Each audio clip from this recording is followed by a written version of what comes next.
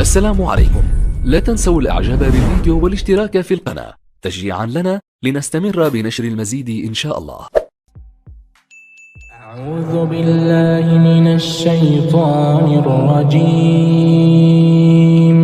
بسم الله الرحمن الرحيم.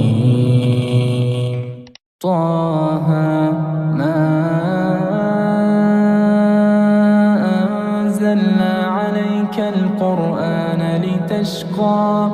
إلا تذكرة لمن يخشى تنزيلا ممن خلق الأرض والسماوات العلى الرحمن على العرش استوى له ما في السماوات وما في الأرض وما بينهما وما تحت الثرى وإن تجهر بالقول فإنه يعلم السر وأخفى الله لا إله إلا هو له الأسماء الحسنى وهل أتاك حديث موسى إذ رأى نارا فقال لأهلهم كثوا إني آنست نارا لعلي آتيكم منها بقبس أو أجد على النار هدى فلما أتاها نودي يا موسى إني أنا ربك فاخلع نعليك إنك بالوادي المقدس طوى وأنا اخترتك فاستمع لما يوحى إنني أنا الله لا إله إلا أنا فاعبدني وأقم الصلاة لذكري إن الساعة آتية أكاد أخفيها لتجزى كل نفس بما تسعى فلا يصدنك عنها من لا يؤمن بها واتبع هواه فتردى وما تلك بيمينك يا موسى قال هي عصاي أتوكأ عليها وأهش بها على غنمي ولي فيها مآرب أخرى قال ألقها يا موسى فألقاها فإذا هي حية تسعى قال خذها ولا تخف سنعيدها سيرتها الأولى قال خذها ولا تخف سنعيدها سيرتها الأولى واضمم يدك إلى جناحك تخرج بيضاء من غير سوء آية أخرى لنريك من آياتنا الكبرى اذهب إلى فرعون إنه طغى قال رب اشرح لي صدري ويسر لي أمري واحلل عقدة من لساني يفقه قولي واجعل لي وزيرا من أهلي هارون أخي اشدد به أزري وأشركه في أمري كي نسبحك كثيرا ونذكرك كثيرا إنك كنت بنا بصيرا قال قد أوتيت سؤلك يا موسى ولقد مننا عليك مرة أخرى إذ أوحينا إلى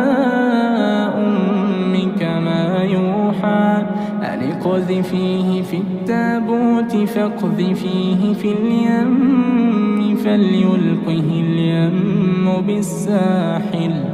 يأخذه عدو لي وعدو له وألقيت عليك محبة مني ولتصنع على عيني إذ تمشي أختك فتقول هل أدلكم على من يكفله فرجعناك إلى أمك كي تقر عينها ولا تحزن وقتلت نفسا فنجيناك من الغم وفتناك فتونا فلبثت سنين في أهل مدين ثم جئت على قدري يا موسى واصطنعتك لنفسي اذهب أنت وأخوك بآياتي ولا تنيا في ذكري اذهبا إلى فرعون إنه طغى فقولا له قولا لينا لعله يتذكر أو يخشى قالا ربنا إننا نخاف أن يفرط علينا أو أن يطغى قال لا تخافا إنني معكما أسمع وأرى فأتياه فقولا إنا رسولا ربك فأرسل معنا بني إسرائيل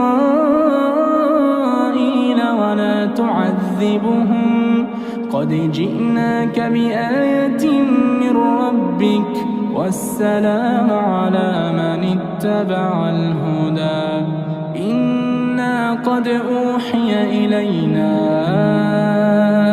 أن العذاب على من كذب وتولى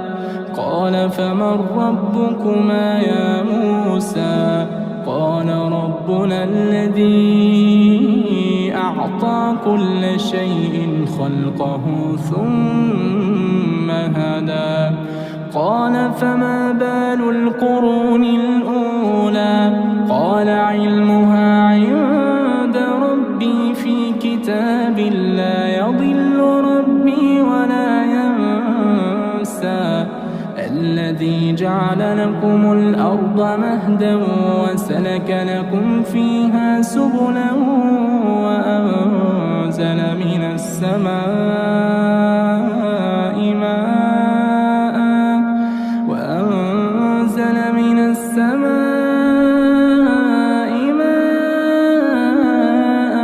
فأخرجنا به أزواجا من نبات شتى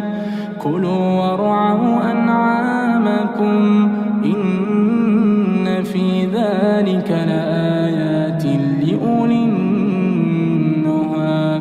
منها خلقناكم وفيها نعيدكم ومنها نخرجكم تارة أخرى ولقد أريناه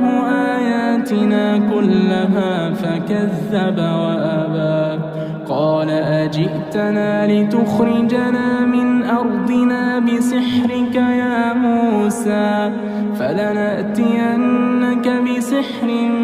مثله فاجعل بيننا وبينك موعدا لا نخلفه نحن ولا أنت مكانا سوى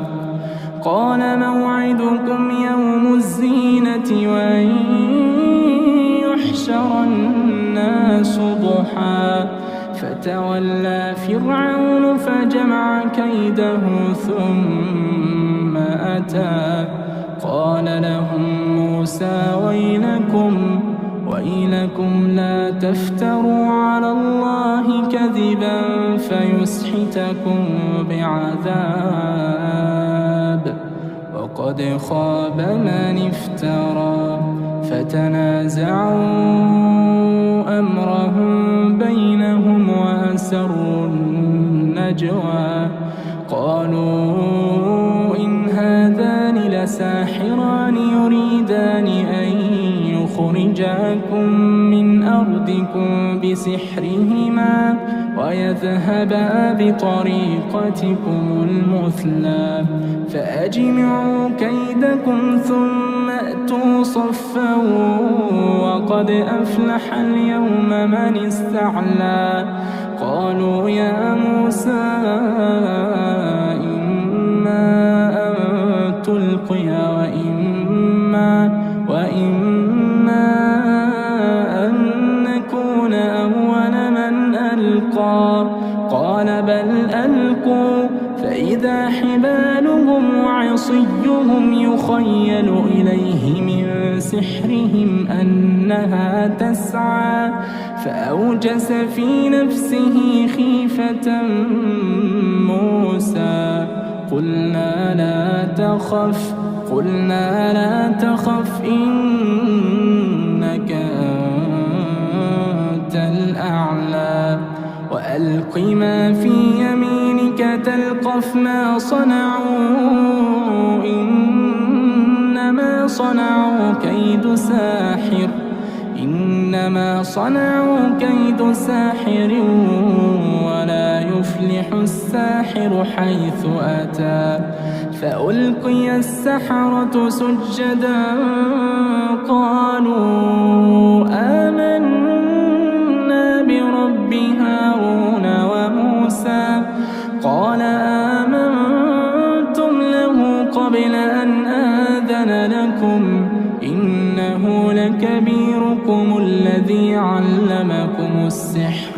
فلأقطعن أيديكم وأرجلكم من خلاف ولأصلبنكم في جذوع النخل ولتعلمن أينا أشد عذابا وأبقى قالوا لن نؤثرك على ما جاءنا من البينات والذي فطرنا فاقض ما أنت قاض إنما تقضي هذه الحياة الدنيا إنا آمنا بربنا ليغفر لنا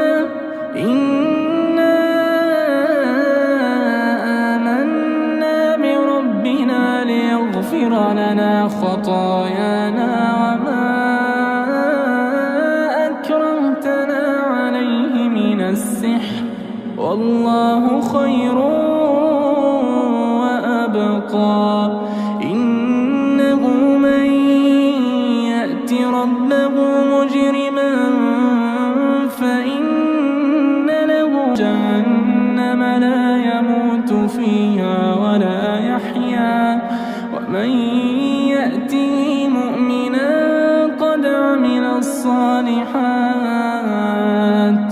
ومن يأته مؤمنا قد عمل الصالحات فأولئك لهم الدرجات العلى جنات عدن تجري من تحتها الأنهار خالدين فيها وذلك جزاء من تزكى ولقد أوحينا إلى موسى أن أسر بعبادي فاضرب لهم طريقا في البحر يبسا لا تخاف دركا ولا تخشى فأتبعهم فرعون بجنوده فغشيهم من اليم ما غشيهم وأضل فرعون قومه وما هدى يا بني إسرائيل قد أنجيناكم من عدوكم وواعدناكم جانب الطور الأيمن ونزلنا عليكم المن والسلوى كلوا من طيبات ما رزقناكم ولا تطغوا فيه فيحل عليكم غضبي ومن يحلل عليه غضبي فقد هوى وإني لغفار لمن تاب وآمن وعمل صالحا ثم اهتدى وما أعجلك عن قومك يا موسى قال هم أولئك على أثري وعجلت إليك رب لترضى قال فإنا قد فتنا قومك من بعدك وأضلهم السامري فرجع موسى إلى قومه غضبان أسفا قال يا قوم ألم يعدكم ربكم وعدا حسنا أفطال عليكم العهد أم أردتم أن يحل عليكم غضب من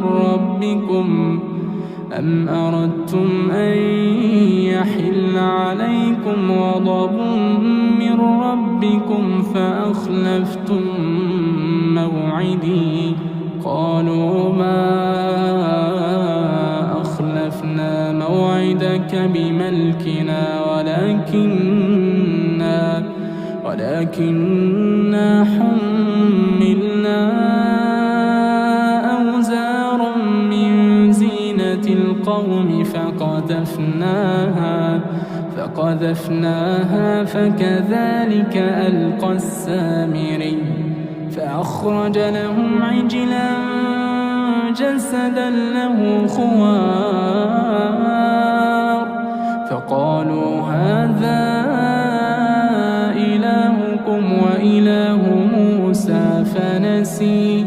أفلا يرون ألا يرجع إليهم قولا ولا يملك لهم ضرا ولا نفعا ولقد قال لهم هارون من قبل يا قوم إنما فتنتم به وإن ربكم الرحمن فاتبعوني وأطيعوا أمري قالوا لن نبرح عليه عاكفين حتى يرجع إلينا موسى قال يا هارون ما منعك إذ رأيتهم ضلوا ألا تتبعني أفعصيت أمري قال يا ابن لا تأخذ بلحيتي ولا برأسي إني خشيت أن تقول فرقت بين بني إسرائيل إني خشيت أن تقول فرقت بين بني إسرائيل ولم ترقب قولي قال فما خطبك يا سامري قال بصرت بما لم يبصروا به فقبضت قبضة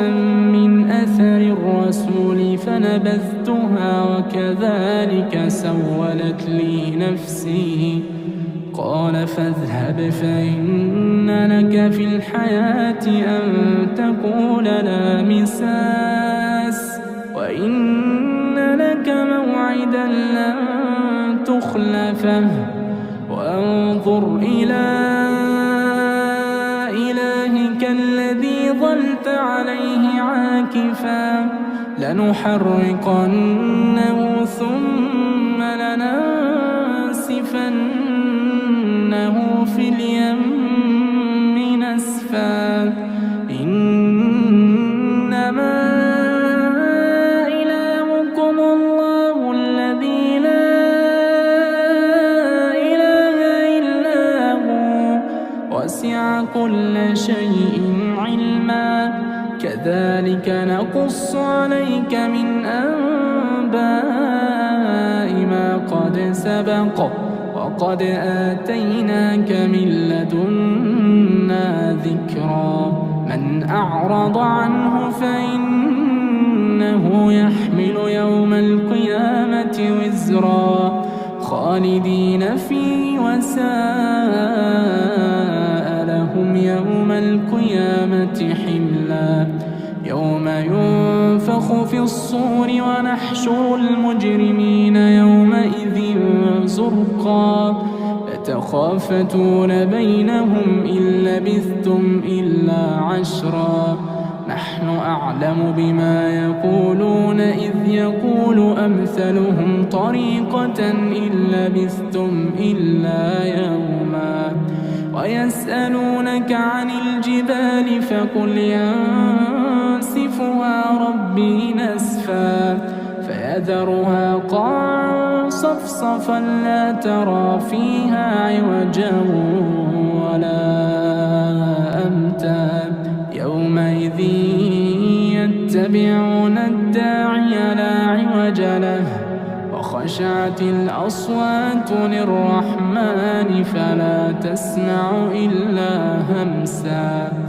يومئذ لا تنفع الشفاعة إلا من أذن له الرحمن ورضي له قولا يعلم ما بين أيديهم وما خلفهم ولا يحيطون به علما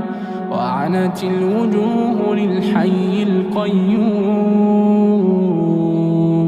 وقد خاب من حمل ظلما ومن يعمل من الصالحات وهو مؤمن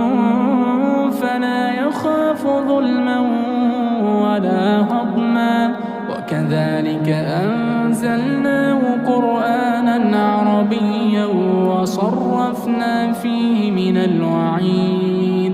وصرفنا فيه من الوعيد لعلهم يتقون أو يحدث لهم ذكرا فتعالى الله الملك الحق ولا تعجل بالقرآن من قبل أن يقضى إليك وحيه وقل رب زدني علما ولقد عهدنا إلى آدم من قبل فنسي ولم نجد له عزما وإذ قلنا للملائكة اسجدوا لآدم فسجدوا إلا إبليس أبى فقلنا يا آدم إن هذا عدو لك ولزوجك فلا يخرجنكما من الجنة فتشقى إن لك ألا تجوع فيها ولا تعرى وأنك لا تظمأ فيها ولا تضحى فوسوس إليه الشيطان قال يا آدم هل أدلك على شجرة الخلد وملك لا يبلى فأكلا منها فبدت لهما سوآتهما وطفقا يخصفان عليهما من ورق الجنة وعصى آدم ربه فغوى ثم اجتباه ربه فتاب عليه وهدى قال اهبطا منها جميعا بعضكم لبعض عدو فإما يأتينكم مني هدى فمن اتبع هداي